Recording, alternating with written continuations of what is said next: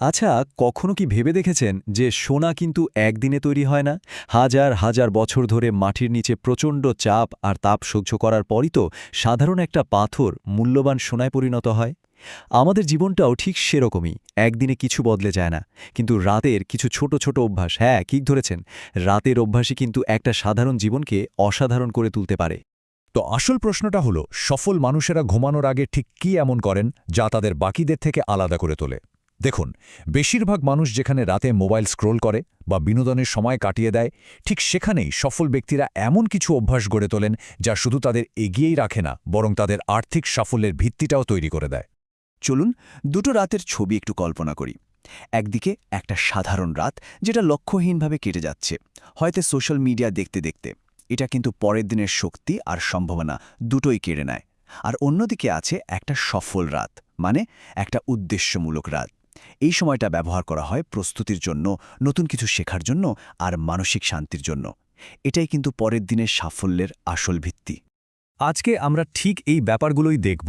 আমরা জানব সেই 5টি অভ্যাস সম্পর্কে, যেমন ধরুন পরিকল্পনা, বই পড়া আর দিনের শেষে নিজেকে একবার যাচাই করা, যেগুলো একটা সফল জীবনের রোডম্যাপ তৈরি করতে পারে। চলুন তাহলে শুরু করা যাক। তাহলে আমাদের তালিকার প্রথম অভ্যাসটা কি? সেটা হলো পরের দিনের পরিকল্পনা।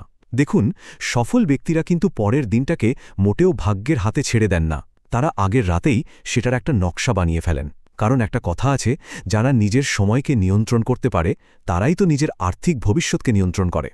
আর এটা শুধু কথার কথা নয়। গবেষণায় দেখা গেছে, যারা আগের রাতে পরের দিনের পরিকল্পনা করে রাখেন, তাদের কাজের ক্ষমতা প্রায় 30% বেড়ে যায়। ভাবা যায়? এর কারণটা বেশ মজার। আমরা যখন ঘুমিয়ে থাকি, আমাদের মস্তিষ্ক কিন্তু সেই পরিকল্পনাগুলোকে সুন্দর করে সাজিয়ে নিতে থাকে। ফলে সকালটা শুরু হয় একটা স্পষ্ট লক্ষ্য নিয়ে, আর দিনটা অনেক বেশি প্রোডাক্টিভ হয়। আর সবচেয়ে ভালো ব্যাপার হলো, এটা করা কিন্তু একদমই সহজ। শুধু একটা নোটবুক নিন আর ঘুমানোর আগে ঠিক 5টা মিনিট সময় দিন। আগামীকালকে সবচেয়ে জরুরি কাজগুলো শুধু লিখে ফেলুন। ব্যাস, এই ছোট্ট একটা কাজ সকালের অনেক দ্বিধা আর সময়ের অপচয় বাঁচিয়ে দেবে। আচ্ছা, এবার আসা যাক দ্বিতীয় অভ্যাসে। বিল গেটস বা ওয়ারেন বাফেটের মতো সফল মানুষদের মধ্যে একটা খুব সাধারণ অভ্যাস দেখা যায়। সেটা হলো তারা ঘুমানোর আগে বই পড়েন। কারণ তারা খুব ভালো করেই জানেন যে জ্ঞানই হলো আসল শক্তি, আর নিজের ওপর করা বিনিয়োগটাই কিন্তু সেরা বিনিয়োগ। এই কথাটা একবার দেখুন, দক্ষতাই আসল মূলধন, ভাগ্য নয়। কি দারুণ একটা কথা, তাই না? আসল সম্পদ কিন্তু টাকা নয়, আসল সম্পদ হলো আপনার ভেতরের দক্ষতা। আর বই পড়া হলো সেই দক্ষতা বাড়ানোর সবচেয়ে সহজ আর শক্তিশালী একটা উপায়। এটা আপনার চিন্তার জগৎকে অনেক বড় করে দেয়। এখন হয়তো মনে হতে পারে বই পড়ার সময়টা কোথায়, কিন্তু সত্যি বলতে দিনে মাত্র 15 থেকে 20 মিনিট সময় বের করলেই বছরে অনায়াসে প্রায় 12টা বই পড়ে ফেলা যায়। ভাবুন তো, সোশ্যাল মিডিয়ায় যে সময়টা আমরা দিই, সেই সময়টা যদি নিজের উন্নতির জন্য বিনিয়োগ করা যায়, তাহলে লাভটা কার? আমাদের তৃতীয় অভ্যাসটা আজকের ডিজিটাল যুগে বোধহয় সবচেয়ে বেশি জরুরি।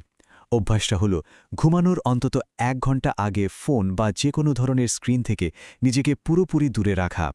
এটা আমাদের মস্তিষ্ককে শান্ত হওয়ার আর দিনের শেষে ঠিকমতো বিশ্রাম নেওয়ার সুযোগটা করে দেয়। এর পেছনের বিজ্ঞানটাও কিন্তু খুব সহজ। ফোনের স্ক্রিন থেকে যে নীল আলোটা বেরোয়, ওটা আমাদের মস্তিষ্ককে ধোঁকা দেয়।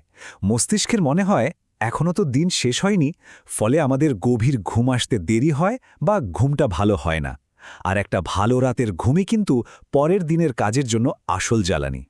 চতুর্থ অভ্যাসটা হলো একটা মানসিক ব্যায়াম, কৃতজ্ঞতা বা গ্র্যাটিটিউড প্র্যাকটিস করা। এটা আর কিছুই না, এটা আপনার মানসিকতাকে নেতিবাচক চিন্তা থেকে সরিয়ে ইতিবাচক দিকে নিয়ে আসে। আর এই পজিটিভ মানসিকতায় কিন্তু জীবনের কঠিন সময়ে, বিশেষ করে আর্থিক বা কেরিয়ারের চ্যালেঞ্জের মুখে আপনাকে স্থির থাকতে সাহায্য করবে। খুব সহজ একটা কাজ। ঘুমানোর আগে শুধু 3টে জিনিসের কথা ভাবুন, যার জন্য আপনি মন থেকে কৃতজ্ঞ। গবেষণা বলছে, যারা নিয়মিত এটা করেন তাদের মধ্যে হতাশা অনেক কমে যায় আর আত্মবিশ্বাসও বেড়ে যায়। এটা আসলে মানসিক স্বাস্থ্যের জন্য অসাধারণ একটা ব্যায়াম। আর সবশেষে আমাদের পঞ্চম এবং সবচেয়ে শক্তিশালী অভ্যাস, নিজের দিনটাকে মূল্যায়ন করা। এটাই হলো ক্রমাগত নিজেকে উন্নত করার মূল ভিত্তি।